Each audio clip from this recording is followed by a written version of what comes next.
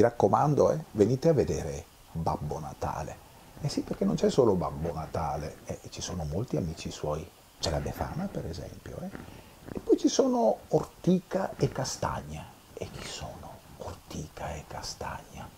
Venite a vedere, li conoscerete. E poi ci sono due bambini che sono molto importanti e che vi chiedono proprio di venire, perché dovete aiutarli a tirar fuori Babbo Natale da un problemino che c'ha, perché quest'anno altrimenti il Natale rischia di saltare, sì, perché c'è anche un cattivaccio di mezzo, si chiama Mago Bisesto, è un cattivaccio della malora, Mi raccomando bambini, dovete venire a teatro a vedere Buon Natale, Babbo Natale, perché dovete assolutamente aiutare Babbo Natale a salvare la festa di Natale. Ci vediamo.